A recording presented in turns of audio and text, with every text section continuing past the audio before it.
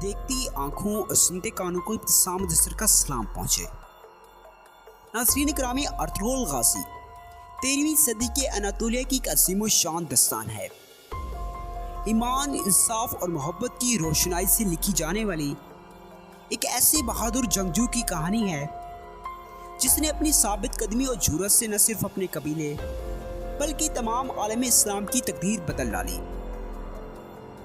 कई कबीले के सरदार सुलेमान शाह के बेटे अर्तुगरुल गाज़ी ने इस्लाम की सरबुलंदी की खातिर अपनी जान खतरे में डालकर अपने जंगजुओं के साथ मुख्तलिफ अदवार में सलेबियों, मंगोलों और सुल्जों की सल्तनत में मौजूद गद्दारों और दीगर इस्लाम दुश्मन को शिकस्त से दोचार किया।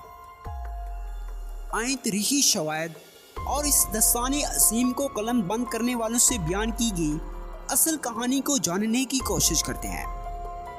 इसलिए आपसे इल्तमास है कि वीडियो के आखिर तक हमारे साथ जुड़े रहें। प्लीज़ इस वीडियो को लाइक ज़रूर कर दें। नाज़रीन ग्रामी, 13वीं सदी के आगाज़ में उम्मत मुस्लिमा एक कठिन वक्त से गुजर रही थी। इसी अरसा में दुनिया के नक्शे पर एक नई सल्तनत उभरने लगी।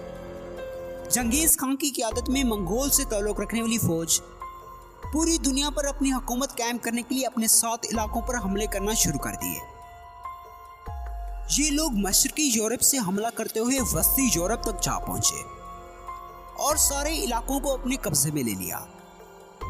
इन काफिर और बेज़मीर लोगों ने मासूम जानों के खून से होलियां खेली। इस जुल्म व बर्बरियत की मिसाल रहती दुनिया तक कायम रहेगी। नाज़रीन ग्रामी, इधर मंगोल हुकूमत मुसलमानों पर जुल्म ढाते हुए इलाकों पर फतूहात हासिल कर रही थी। उधर दूसरी तरफ सल्तनत ख्वाज़म ईरान, इराक और शाम में अपनी फतह के झंडे गाड़ रही थी।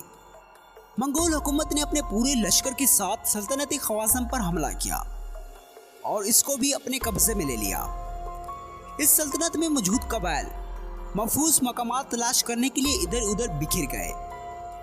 बाज़ कबाइल ने ईरान और इराक का रुख किया जबकि बाज़ ने मिस्र का रुख किया। इन कबाइलों में से एक कबीले का नाम काई कबीला भी था। नाज़रीन ग्रामी, ये वो कबीला था जिसका नाम रहती दुनिया तक कायम रहेगा।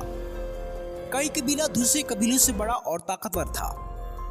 ये कबीला सरदार शाह सुलेमान की क़यादत में अपने वतन खरासा से हिजरत करते हुए मुल्क शाम तक पहुंचने का सफ़र कर रहा था,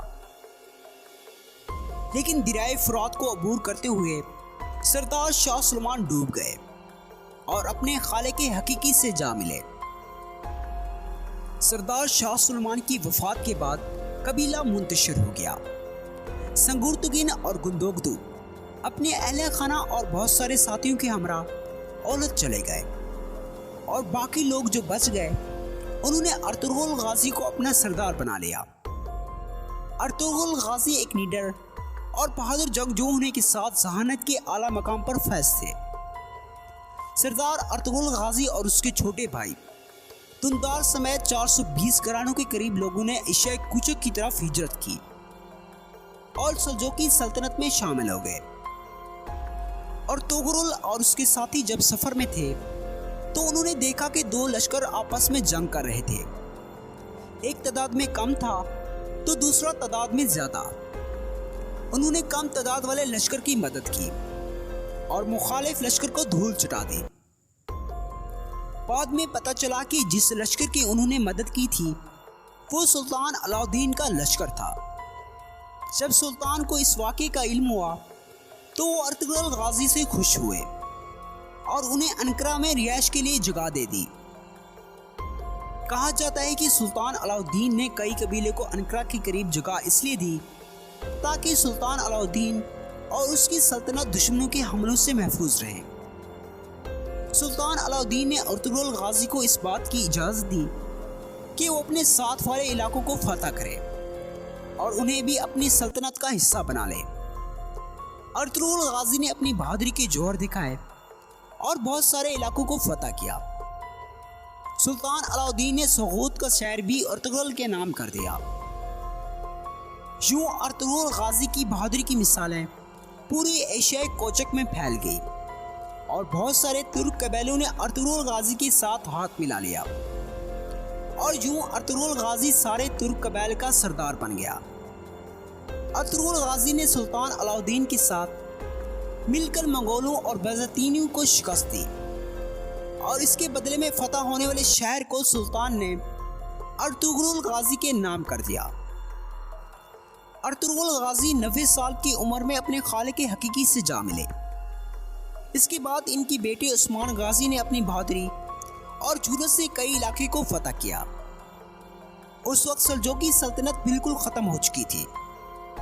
عثمان غازی نے اپنی فتوحات کا اعلان کرتے ہوئے ایک الگ سلطنت قائم کی۔